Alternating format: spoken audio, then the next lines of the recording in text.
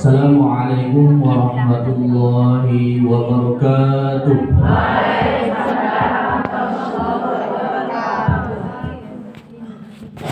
Yang kami hormati dan yang kami muliakan Majelis Taklim Ar-Rahmah, sekalipun yang berada di depan kami,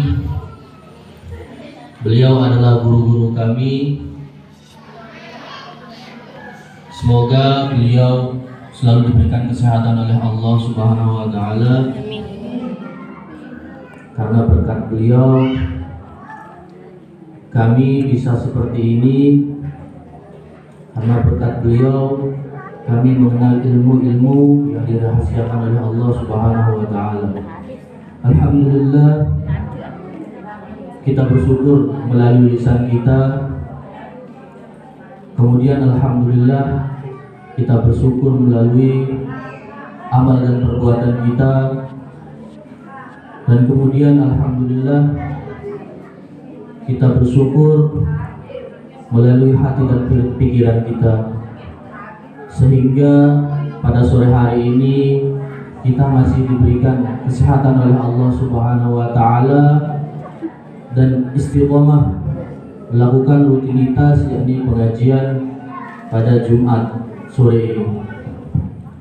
Kedua kalinya tak lupa kita curah limpahkan kepada junjungan Nabi besar Muhammad SAW yang telah membawa kita dari zaman kegelapan menuju cahaya terang benderang, yakni minaz zulumati ila nur.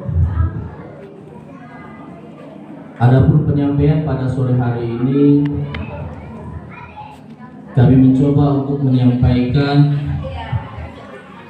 masalah tentang keseharian kita ataupun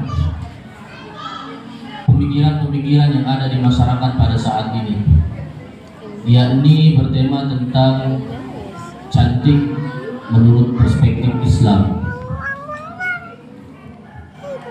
Berbicara tentang kecantikan tidak lain atau tidak jauh dari kaum muslimah, yakni kaum wanita, bahwasanya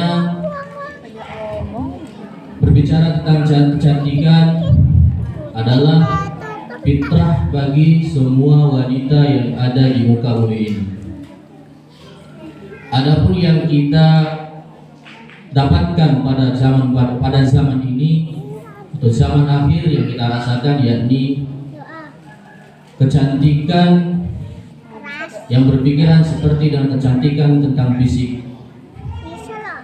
Bahkan yang kita dengar, yakni kecantikan pada zaman akhir ini, sampai-sampai kita mendengar bahwasanya ada seorang muslimah ataupun seorang wanita melakukan operasi plastik.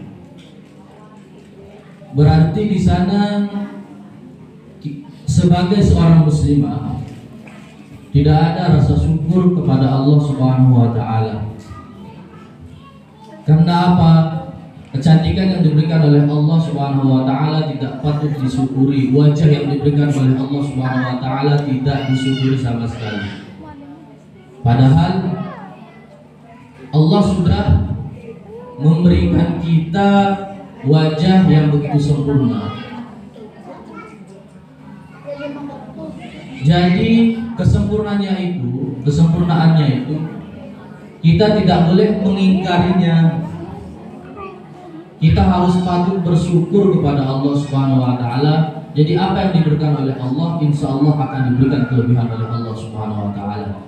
Karena Allah berfirman, la in syakartum la azidannakum. Barang siapa yang mensyukuri atas nikmatku, bukannya itu kecantikan kenikmatan yang diberikan oleh Allah, la in syakartum la azidannakum. Siapa saja yang mensyukuri atas nikmatku, maka akan aku tambahkan. Dan sebaliknya, la in syakartum la azidannakum wa in kafartum inna adzabi lasyadid. Siapa yang tidak bersyukur, maka ini janji Allah, karena sudah azab yang menantinya. Takutnya ketika operasi plastik, operasinya gagal. Itu yang penantiannya seperti itu. Adapun kecantikan yang diberikan oleh Allah itu bukan berupa fisik ataupun bentuk yang kita raih, akan tetapi kecantikan yang sebenarnya menurut perspektif Islam, yakni melalui amal perbuatan kita mempercantik akhlak kita dan mempercantik ketika kita berhadapan dengan orang lain. Karena di akhirat nanti tidak ada yang namanya orang jelek. Dalam surat Ar-Rahman, yakni bertepatan pada ayat 70, surat ke-55, Allah berfirman, A'udzubillahi minasyaitonirrajim, bismillahirrahmanirrahim, fihinna khairatun hisan. Bahwasanya di dalam surga nanti tidak ada yang namanya orang jelek, akan tetapi di sana ada bidadari-bidadari yang sangat cantik. Bidadari-bidadari yang sangat cantik ataupun orang yang baik-baik.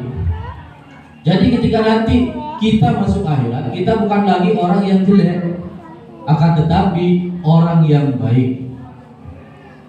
Kita boleh jelek di dunia, dari sikap, dari muka kita terlihat jelek, terlihat buruk, tapi di akhirat nanti kita ini akan seperti bidadari-bidadari yang dikatakan oleh Allah Subhanahu wa taala. Rasulullah pun melanjutkan dari ayat tersebut bahwasanya beliau bersabda, Allah akan melihat kita dari amal perbuatan kita, bukan melihat dari kecantikan kita, melainkan dari harta kita. Di sini kami punya analogi. Contoh semisal kita ingin menanam anggur, contohnya menanam anggur. Dalam menanam anggur, bahwasanya yang kita tanam terlebih dahulu pasti akarnya. Bijinya tumbuhlah akar. Ketika sudah berbunga, berbuah, maka yang paling dirawat oleh kita otomatis yang tidak terlihat, yakni pasti akarnya. Karena kalau akarnya tidak pernah disirami, dipupuki, maka daun ataupun buah tidak akan pernah tumbuh. Seperti itu juga yang namanya kecantikan. Kecantikan menurut perspektif Islam itu tidak akan pernah terlihat, seperti akar yang bisa menumbuhkan daun maupun buahnya. Jadi menurut pandangan Islam, bahwasanya orang yang cantik itu mempunyai beberapa kriteria. Yang pertama, selalu menjaga kehormatannya.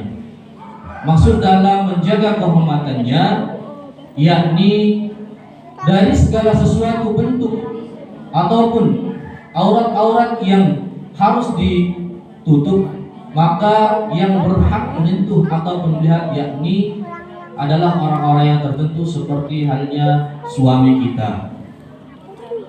Yang kedua, bersikap malu. Bersikap malu bukanlah membuat perkembangan kita itu menjadi lemah, akan tetapi rasa malu itu adalah sudah menjadi fitrah bagi kita semua, karena malu adalah sebagian daripada iman. Adapun yang ketiga, yakni bersikap cantik seorang wanita, yakni bersikap bijaksana dan adil. Maksudnya bijaksana, yakni melihat kondisi ataupun situasi. Ketika kita ingin berperilaku yang baik, jangan sampai perilaku yang baik salah niat, sehingga ketika kita sudah salah niat, maka niat tersebut akan menjadi hancur lebur ataupun tidak berguna. Dan yang terakhir,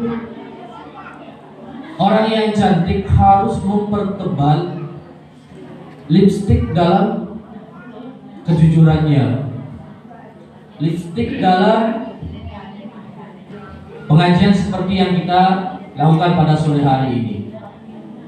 Kita ini sudah menghiasi diri kita sendiri melalui pengajian-pengajian seperti ini. Kami patut bersyukur kepada yang pertama kali membentuk pengajian ini, karena sambungan antara rohani kita kepada Allah Subhanahu wa taala tidak pernah putus. Walaupun kadang-kadang kita malas-malasan, kadang-kadang dari rumah ketika diadakannya pengajian kita sudah mulai lemas, akan tetapi banyaknya suatu pengajian ini bisa menumbuhkan silaturahmi. Ketika kita sudah bersilaturahmi, maka hikmahnya terlalu banyak. Yang pertama, umur semakin panjang, pahala semakin melimpah. Jadi perspektif cantik menurut Islam yang pertama, percantiklah adabmu, percantiklah akhlakmu. Dan yang kedua, penuhilah kriteria-kriteria yang diberikan oleh Allah Subhanahu wa taala, seperti halnya menjaga kehormatan, menjaga sikap, sehingga apa yang kita lihati mudah-mudahan diterima oleh Allah Subhanahu wa taala. Semoga kita semua, khususnya bagi ibu-ibu, mudah-mudahan ketika kita mempunyai keturunan, mudah-mudahan keturunan kita dipercantik oleh Allah Subhanahu wa taala melalui hati dan pikirannya, melalui lisannya, terlebih lagi tingkat rohaninya kepada Allah Subhanahu wa taala. Mungkin hanya ini yang dapat kami sampaikan. Mudah-mudahan apa yang dapat kami sampaikan bisa mendapatkan ilmu yang bermanfaat dan barokah, serta diiringi ridha Allah Subhanahu wa taala. Ala hadiyah wa ala amalin sholihah. Al-Fatihah.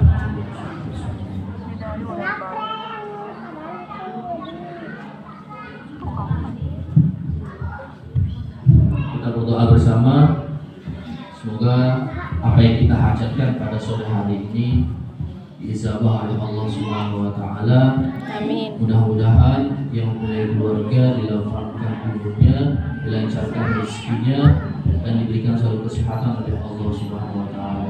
A'udzubillahi minasyaitonir rajim. Bismillahirrahmanirrahim. Alhamdulillahirabbil alamin. Allahumma shalli ala sayyidina Muhammad. Allahumma inna nas'aluka salamatan fid din wa 'afiyatan fil jasad wa ziyadatan fil 'ilmi wa barakatan fil rizqi wa tawbatan qabla al-maut wa rahmatan 'inda al-maut wa quwwatan ba'da al-maut. Allahumma hawwin 'alaina bi syakaratil maut wa najatan minan nar wal 'afwan 'inda al-hisab. Allahumma barik lana fi Rajab wa Sya'ban wa balighna Ramadan. Allahumma tawil umri wa sahih asadi wa akthir amwali wal fulus halalan mubarakan wa as'an fid dini wa dunya wal akhirah. Rabbana atina fid dunya hasanah wa fil akhirati hasanah wa qina adzabannar. Wa sallallahu ala sayyidina Muhammadin nabi wa ala alihi wa sahbihi wasallam. Bihamdi subhana rabbika rabbil izzati amma yasifun wa salamun ala mursalin walhamdulillahi rabbil alamin. Barakatul Fatihah.